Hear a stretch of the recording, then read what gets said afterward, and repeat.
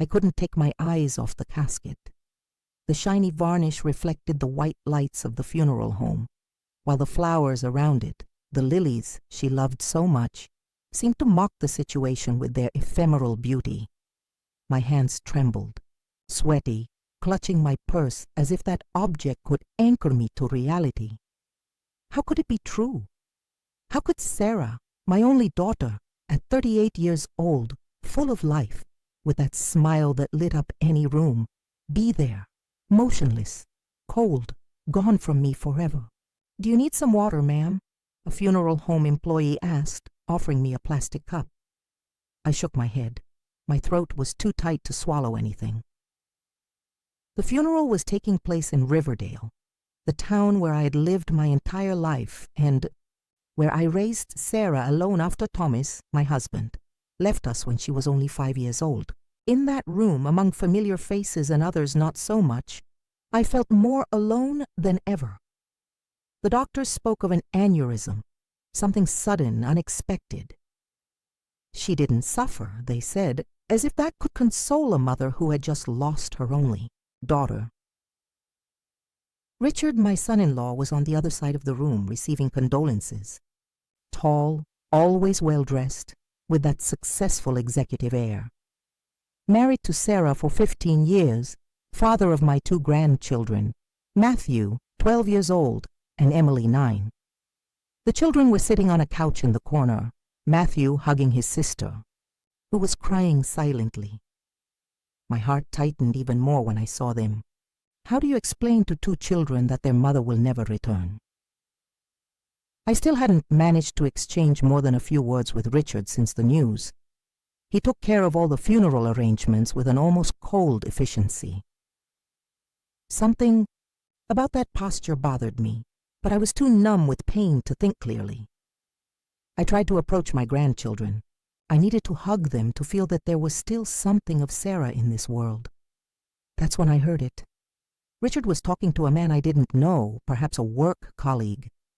He thought he was speaking quietly enough, but the words reached my ears with the clarity of a slap. "I'm not going to take care of that filthy old woman." I froze in place. The room spun for a moment. The man he was talking to seemed embarrassed, quickly changing the subject. But I had heard it. Clear as waters. Filthy old woman. That's how my son-in-law referred to me while we were mourning my daughter's body. I stumbled back to my seat, my legs weak.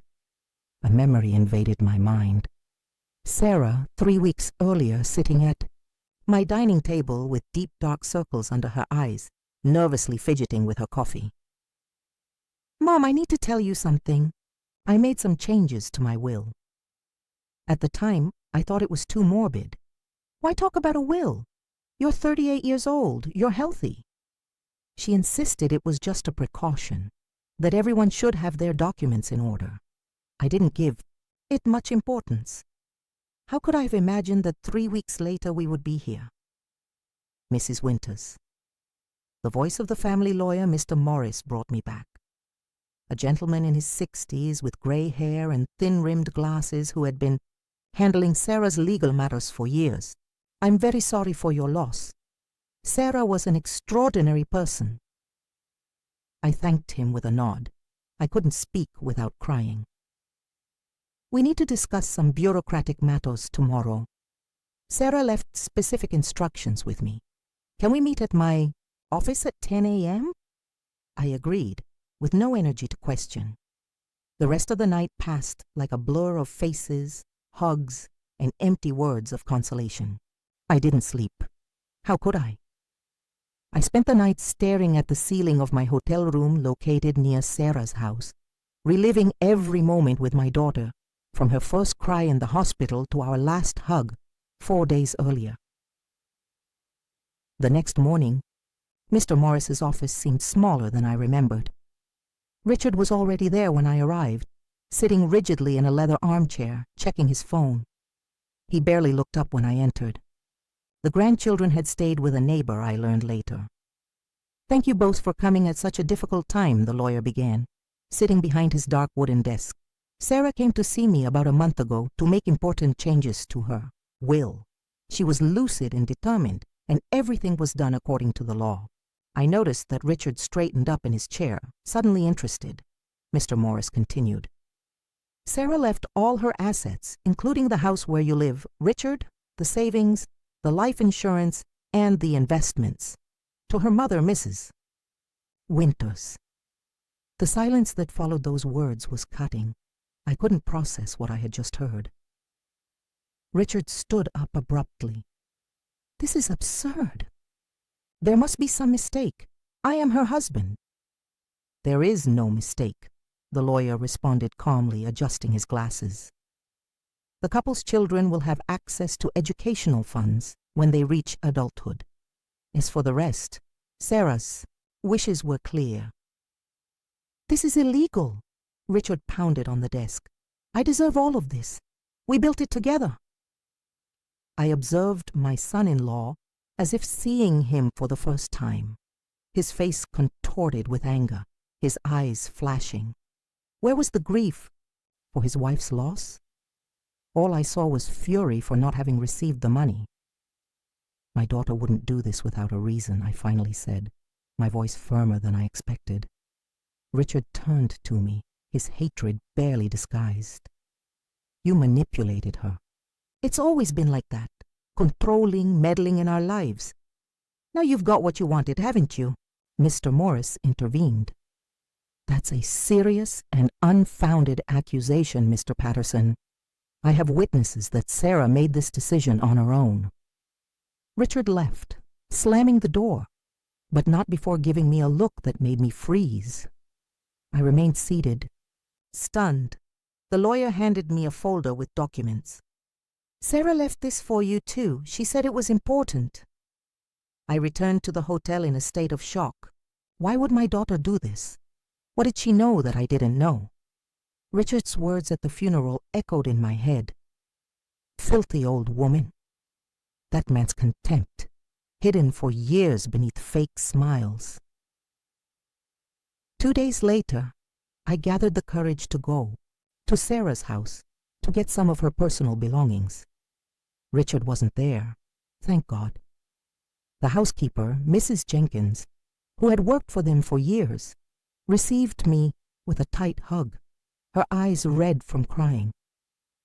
Oh, Mrs. Winters, may God comfort your heart, our sweet Sarah. In my daughter's room, everything remained as if she would return at any moment. Her perfume still lingered in the air. I opened the wardrobe and began to separate some pieces I would like to keep. That's when, rummaging through a drawer of scarves, I found something unexpected, a small silver key wrapped in a piece of paper. I unfolded it with trembling fingers. Mom, if you're reading this, something happened to me. Forgive me for not telling you everything before. Look in the false bottom of my jewelry drawer. There are serious problems. I love you, always. My heart raced. With shaking hands, I went to the jewelry drawer and after a few minutes of searching, discovered the false bottom. Inside was a red flash drive. I heard the front door opening. Voices. Richard had returned.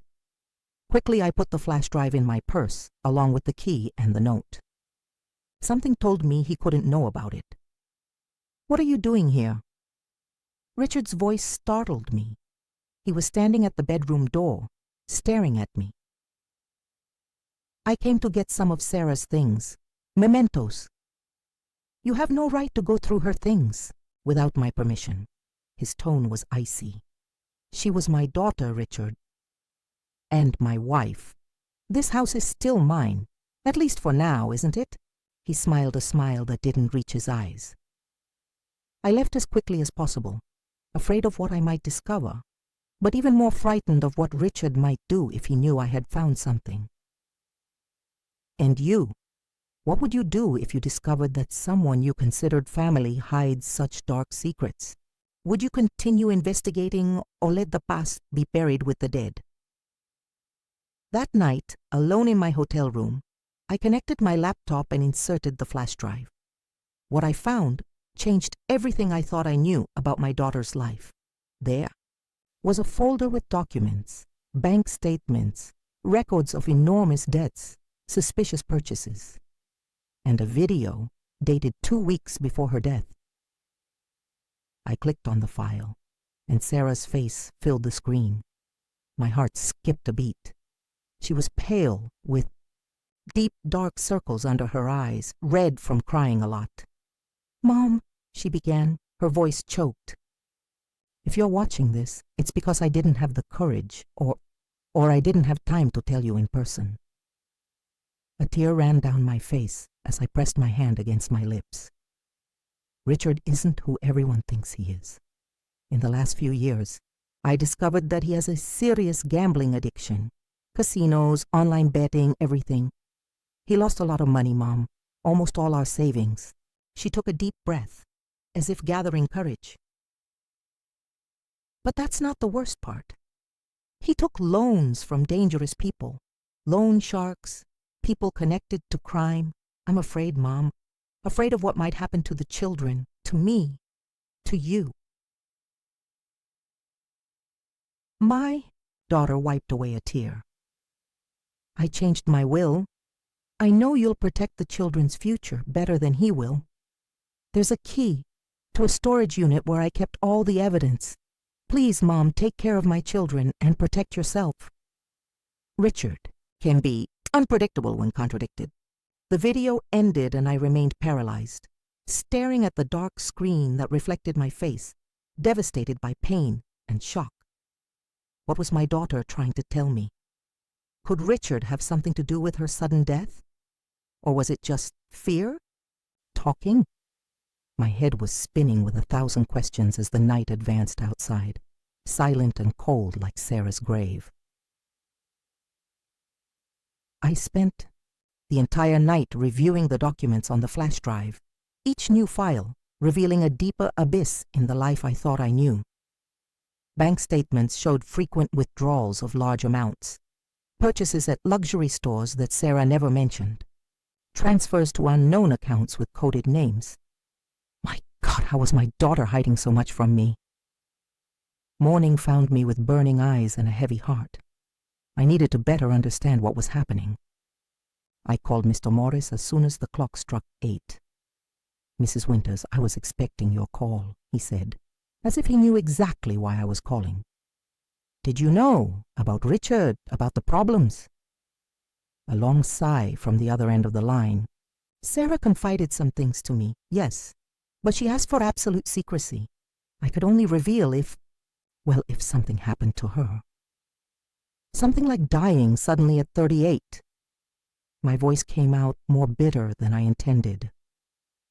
"Mrs. Winters, I suggest you come to my office. There are more things I need to show you. Things that Sarah left in my custody." An hour later, I was again sitting in front of the dark wooden desk. The lawyer handed me a sealed brown envelope. "Sarah left this with me 3 weeks ago, with explicit instructions to deliver only to you, in case something happened to her." Inside the envelope was a handwritten letter and another key, different from the first. I immediately recognized my daughter's delicate handwriting. "Mom, if you're reading this, it means my suspicions were confirmed. I have been living in fear for the last few months. Richard has changed. I don't know exactly when it started, but I noticed that large sums of money were disappearing from our accounts. When I confronted him, he became aggressive, not physically, but his veiled threats terrified me.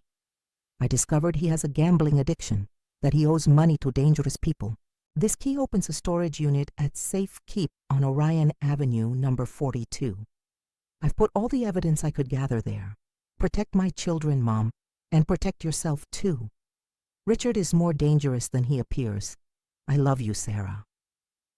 I left Mr. Morris's office feeling like I was carrying the weight of the world on my shoulders. I didn't tell him about the flash drive I had found in the house. Something told me to keep that a secret, at least for now. On my way to the hotel, I stopped at a pharmacy. I needed something for the migraine hammering at my temple. That's when I heard, coming from 2 women in line. It's that lady, the mother of Sarah, who passed away. Oh, poor thing. They say she's trying to take everything from the family now. Yes, I heard that Richard is devastated. First he loses his wife, then discovers that his mother-in-law manipulated the will. I left the pharmacy without buying anything, my face burning with shame and indignation. What do you mean I was trying to take everything from the family? Who was spreading these lies? At the hotel, the receptionist gave me a message. Emily and Matthew would really like to see Grandma. Can we pick you up at 3 p.m., Mrs. Jenkins? My heart warmed. At least the housekeeper remembered that I was the grandmother of those children. At 3 in the afternoon, Mrs. Jenkins arrived with my grandchildren. Emily ran into my arms, tears streaming down her round little face. Grandma, I miss Mom so much. She sobbed against my chest. Matthew stayed more distant, hands in his pockets, with that lost look that only a child trying to appear strong possesses. Come here, my love, I called, extending my free arm. He hesitated, then gave in, letting me hug him too. Dad said you're going to take our house, Matthew murmured so quietly I almost didn't hear. I pulled back to look him in the eyes. What? He said you're trying to take everything that was Mom's and that we'll have to move, Emily added, her little eyes wide. I looked at Mrs. Jenkins, who averted her gaze, embarrassed. That's not true, my loves. I would never do anything to hurt you. Never. But Dad said, Matthew began. Your father is very sad about Mom's passing, I interrupted, choosing my words carefully. Sometimes when we're sad, we understand things the wrong way. We spent the afternoon together. I took them for ice cream, then to the movies. For a few hours, I almost managed to forget the nightmare I was living. Almost. When Mrs. Jenkins came to pick them up, Emily hugged me tightly. Come back home soon, Grandma. Promise? I couldn't answer. Which home? The one Richard said I wanted to steal? The next day, I went to the storage unit at Safekeep. The place was a complex of small storage units, the kind you rent to store furniture or belongings. The unit that the key opened was small, just 3 square meters, but what I found there left me breathless. An entire wall was covered by a kind of investigative board. Photos, receipts, notes, all connected by colored threads. In the center, a photo of Richard, around. It, records of visits to casinos, printed bank statements, screenshots of betting sites, and something that froze my blood. Photos of Richard with a woman who wasn't Sarah in clearly intimate situations. There was a folder on a small table. Inside, I found detailed reports. Sarah had hired a private detective. The discoveries were devastating. Richard not only gambled compulsively, losing fortunes, but also had been having an affair with another woman for at least 2 years. And there was more, evidence that he was embezzling money from the company where he worked to cover his debts. At the bottom of the folder, a brown envelope with the inscription, "Open only if I die suspiciously." My hands were shaking so much I could barely open it. Inside, a letter. Mom, if you're reading this, I need you to take this information to the police immediately. I've been recording all of Richard's threats. He said that if I reported him or asked for a divorce, I wouldn't live to tell the story. I fear for my life, Mom. If something happens to me, it wasn't an accident. I sat on the cold floor of the storage unit, my entire body trembling. It was too much to process. Sarah feared for her life, and now she was dead. Coincidence? I returned to the hotel in a state of shock. In the lobby, I was approached by the manager. Mrs. Winters, I need to inform you that there has been a complaint about you. Complaint? What complaint? Well, your son-in-law called. He said you are emotionally unstable since the loss of your daughter. He asked us to monitor if you're acting erratically. My jaw dropped. My son-in-law has no right. He mentioned that he is the family lawyer and that he's concerned about your well-being. He suggested that perhaps you need professional help. I went up to my room, fuming with anger. Richard was trying to discredit me, make everyone think I was crazy, disturbed by grief. The strategy was clear. If no one believed me, he could contest the will. 2 days later, I had to go to the supermarket. In the checkout line, I saw 2 longtime acquaintances, Vera and Susan, friends from my old embroidery circle. I smiled and waved. They looked at each other, murmured something, and quickly changed lines, as if I had a contagious disease. The way out, Susan approached me embarrassed. "Eleanor, don't take this the wrong way, but people are talking. They say you're trying to take the house from your own grandchildren." "What? Who said that?" "Richard mentioned it at the parents' association meeting at the school. Said you hired a lawyer to evict them from the house, that you want to sell everything." "That's a lie," I exploded louder than I intended. Some people looked in our direction. "Susan, you've known me for 20 years. Do you really think I would do that?" She looked away. "He also said that you're starting to get confused, that you've been forgetting things, making up stories." I had to hold on to the wall to keep from falling. The smear campaign was broader than I had imagined. Richard was methodically destroying me, preparing the ground to contest the will on grounds of mental incapacity. I returned to the hotel devastated. I called Mr. Morris, who listened to everything in silence. "Mrs. Winters, this is serious. We need to act quickly. I suggest you get complete medical examinations immediately. We need reports that attest to your sanity and full capacity." The arse. Following afternoon, I underwent a battery of tests: neurological, psychological, cognitive.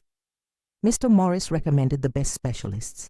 The results would come in a few days. While I waited, I continued investigating on my own. I reviewed every document Sarah had left. I started to assemble my own mental board, connecting the dots.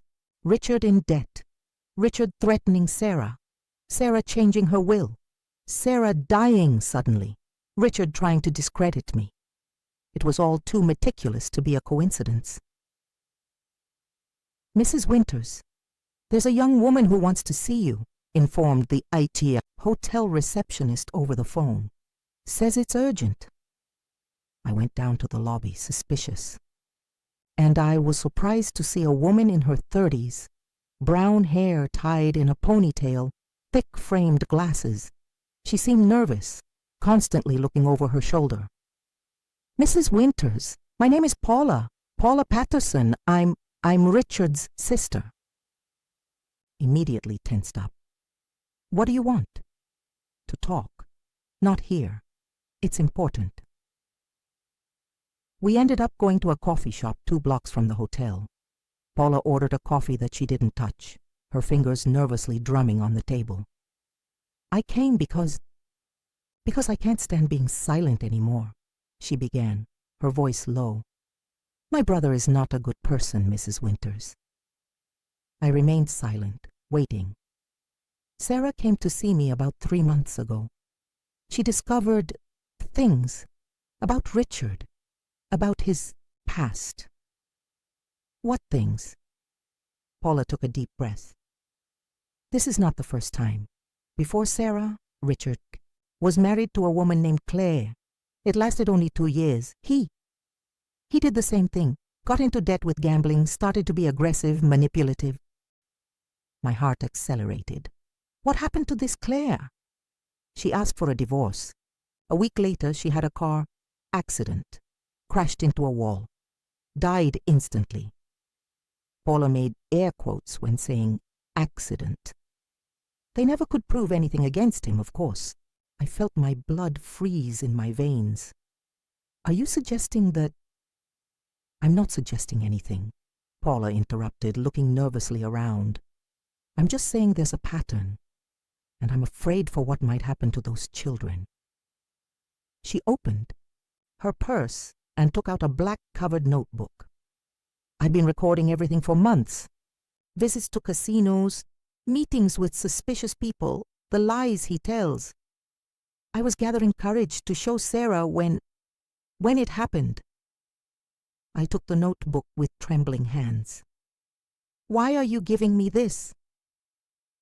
"Because I believe you're the only person who can protect those children now."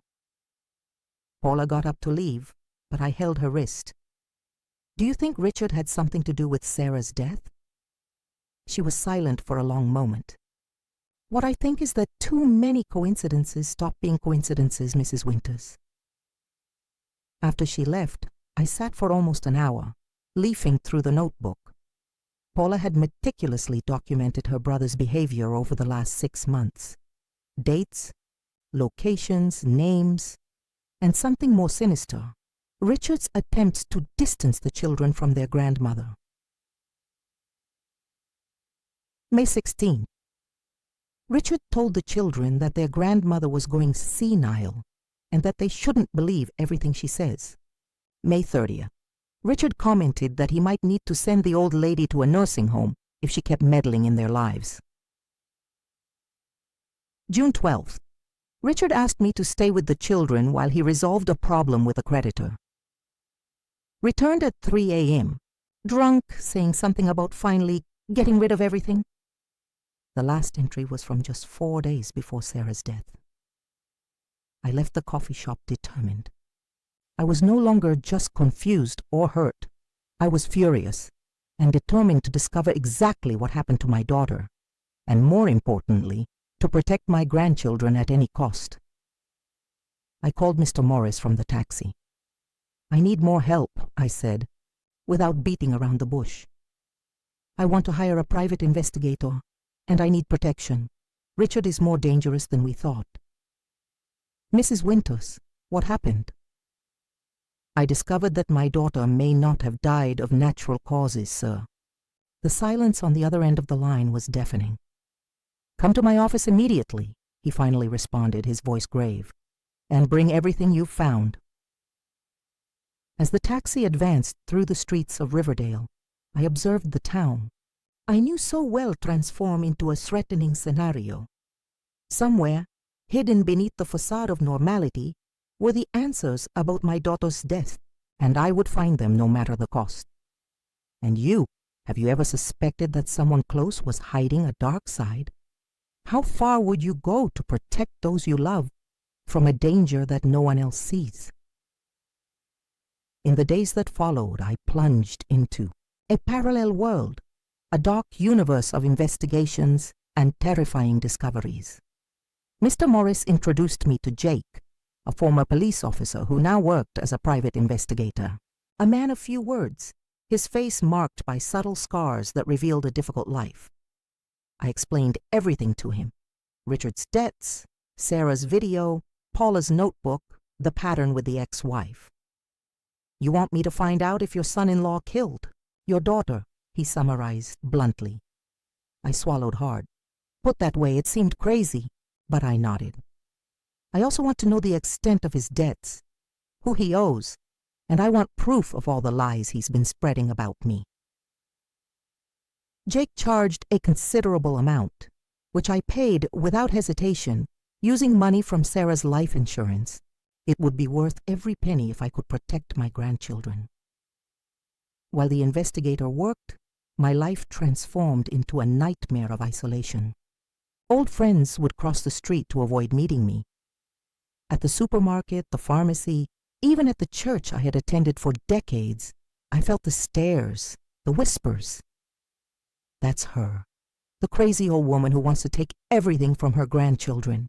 Richard had been efficient in his smear campaign. The only exception was Mrs. Jenkins, who continued bringing my grandchildren for secret visits when Richard went out. It was during one of these visits that Matthew told me something disturbing.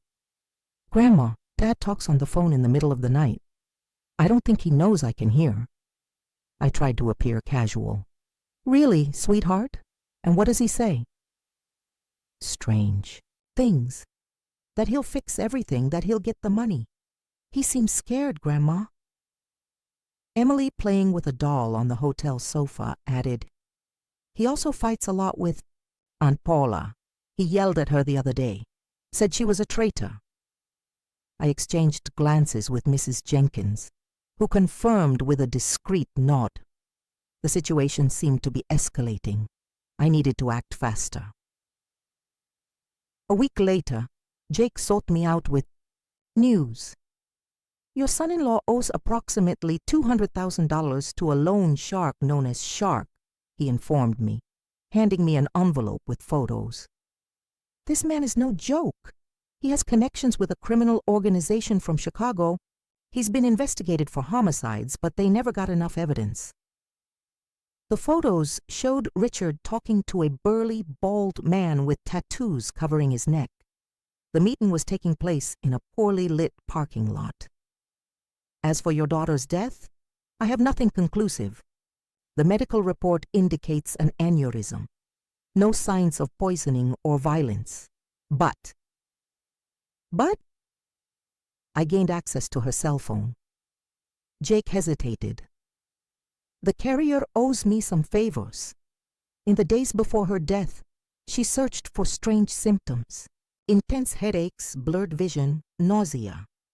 And she also searched for toxins that can cause these symptoms." My heart skipped a beat. She suspected she was being poisoned? Jake shrugged. "Impossible to say for sure, but there's something else." He took another document from the envelope. "Your son-in-law is preparing the ground to contest the will. He has appointments scheduled with 3 different doctors, specialists in senile dementia and mental incapacity. He's building a case to prove that you're not fit to manage the assets." I closed my eyes, trying to contain the anger growing inside. Me, Richard, was always one step ahead, always manipulating, planning. "And there's one more thing," Jake continued. "He's trying to sell the house, secretly. He's already contacted 2 real estate agencies." "But he can't. The house is mine now." "Legally, yes, but it seems he's desperate for money. Shark isn't known for his patience." That night, alone in my hotel room, I faced my reflection in the mirror. I barely recognized the woman staring back at me.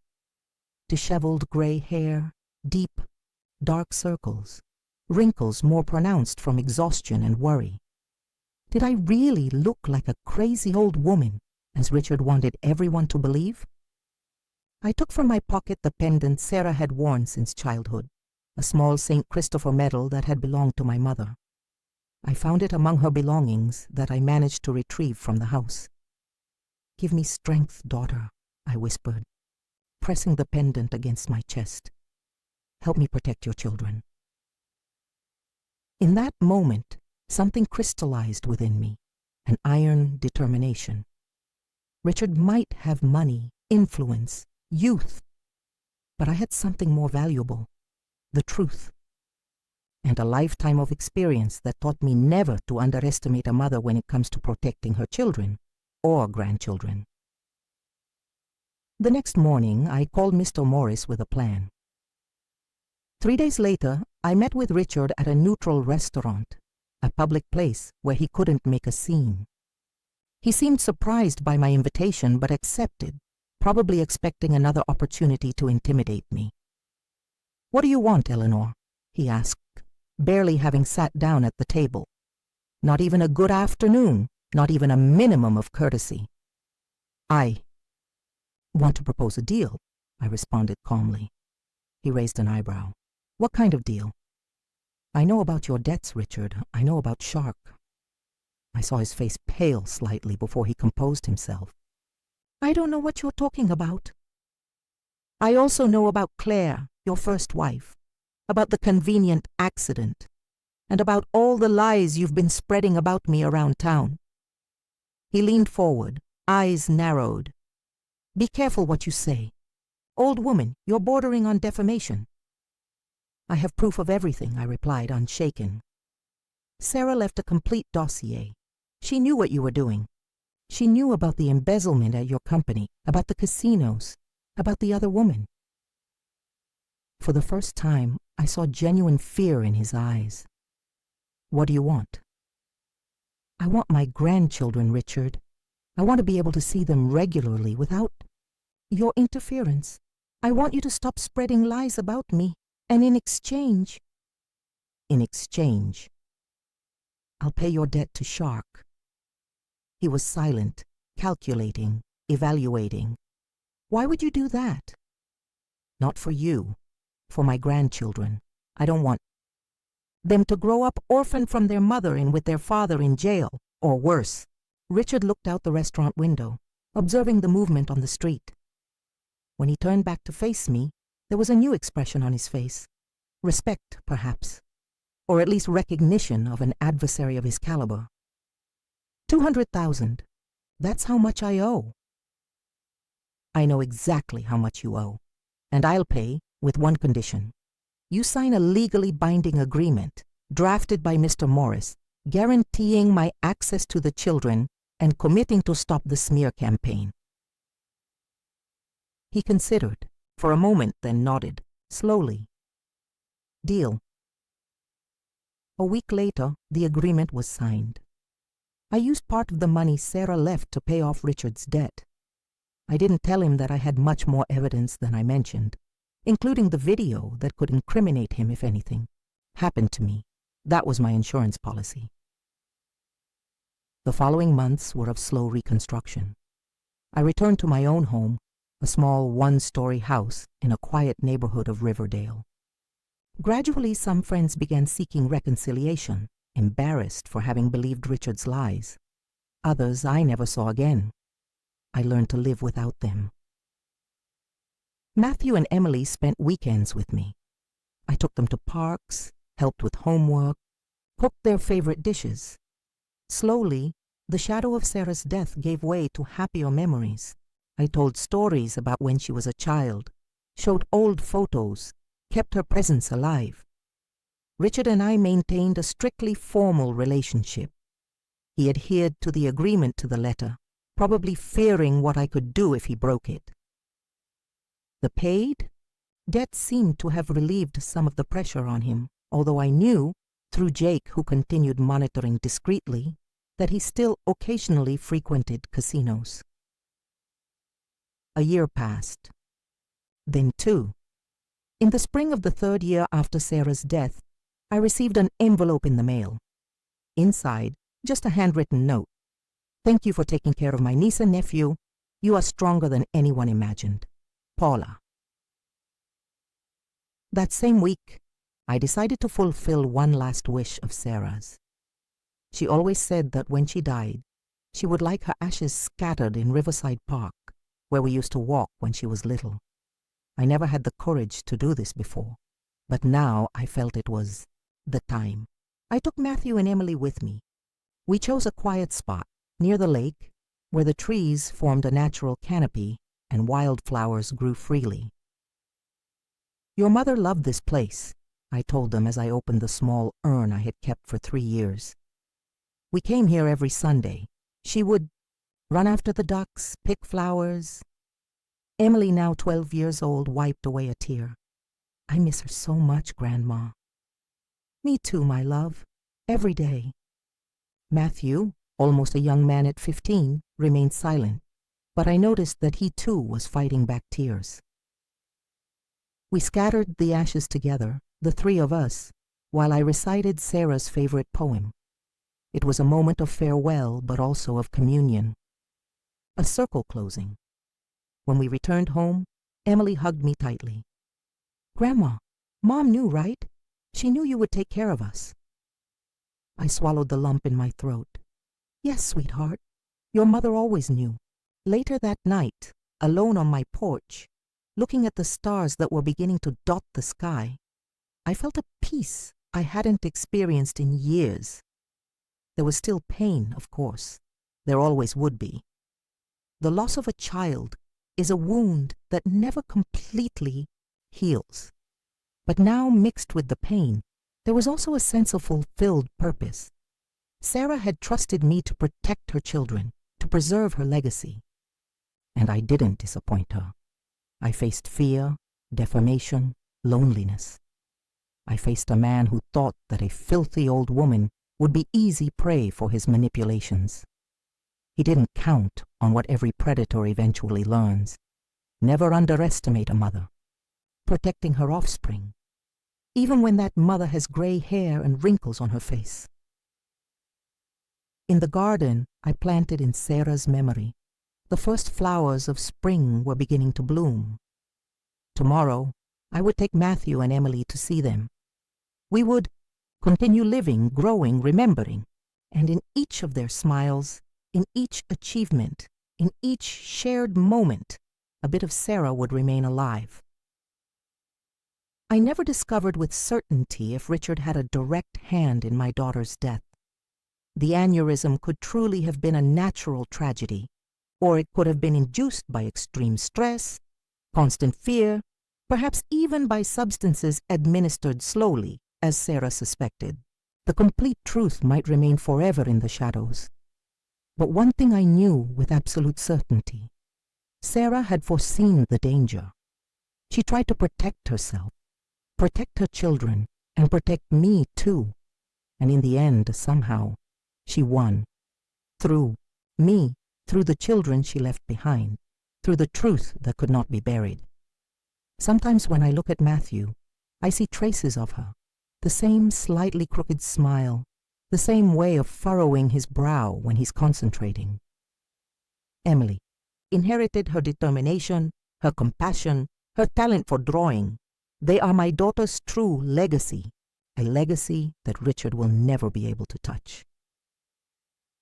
In the small jewelry box I keep beside my bed, along with the St. Christopher pendant, I keep the note I found with the key so many years ago. The words faded with age, but still legible. Mom, if you're reading this, something happened to me. Forgive me for not telling you everything before. There are serious problems. I love you always. Now looking back, I realized there was nothing to forgive. Sarah did what she could with the cards life dealt her. She protected her children the only way she found. She trusted me when she couldn't trust anyone else.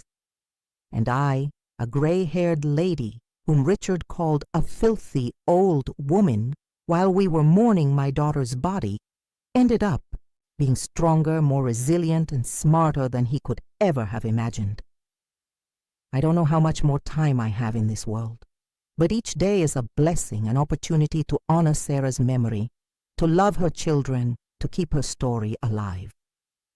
And perhaps one day, when Matthew and Emily are adults, I'll tell them the whole truth about their brave mother, about how she fought to the end, about how she protected us all, even after she was gone. For now, I'm content to watch them grow, flourish, find their own way in the world. When I look into their eyes, I see hope, I see future, I see Sarah, and that, in the end, is the greatest victory we could have achieved. And you, who have come this far with me on this painful journey, what would you do to protect those you love? How far would you go? What limits would you cross? Because in the end, that's what defines who we are, not the battles we choose to fight, but the people we choose to fight for. Thank you for reading to the end. If this story touched you in some way, remember, never underestimate a mother or a grandmother when it comes to protecting her family.